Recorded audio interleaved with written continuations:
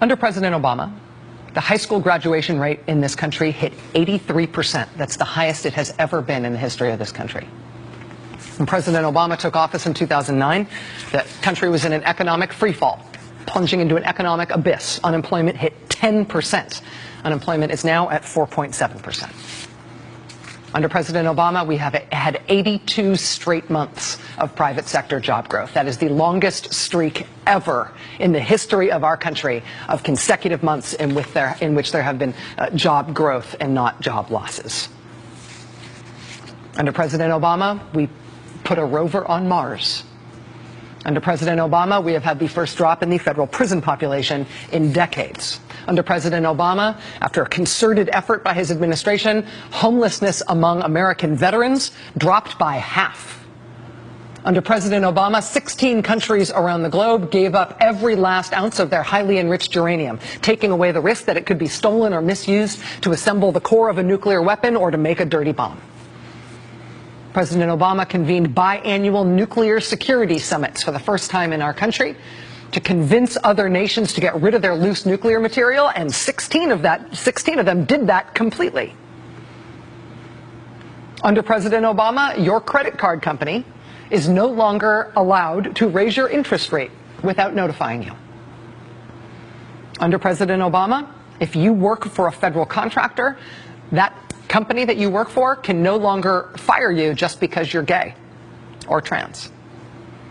Under President Obama, our country's dependence on foreign oil plummeted.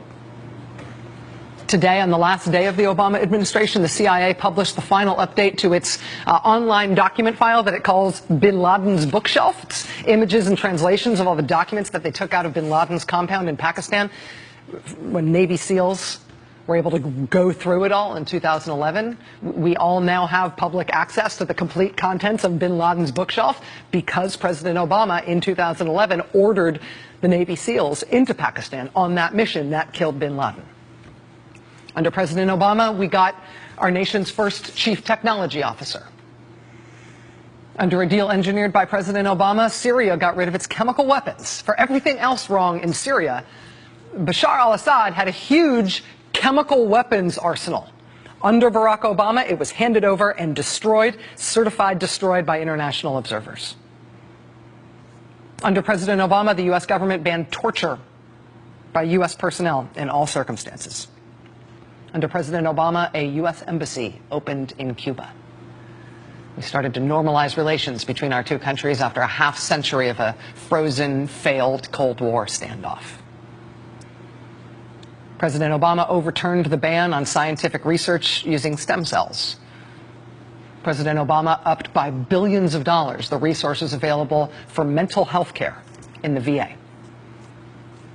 The Obama administration was the first administration ever to voluntarily release the lists of people who visited the White House. First presidency to ever do that. On marriage equality, President Obama did a miraculous thing among politicians. He changed his mind.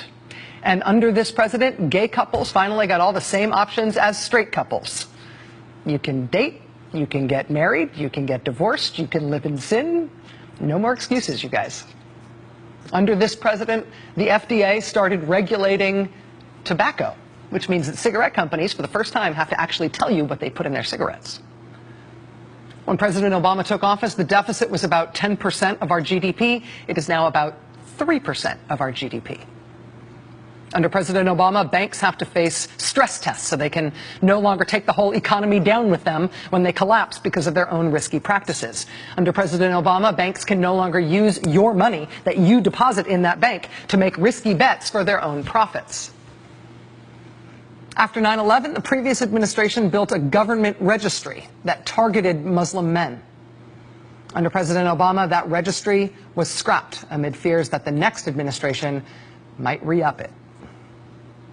President Obama cracked down on the scam for-profit colleges that happily took the money that you borrowed with your student loans, but then didn't give you an education in exchange for that money. The Obama administration shut down the bullpucky accreditor that said those colleges were real colleges when they were not.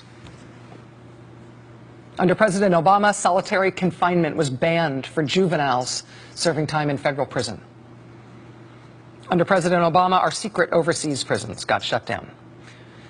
Under the previous administration, when the remains of U.S. service members were flown home in flag-draped caskets to the air base at Dover, that was a secret and there were no cameras allowed.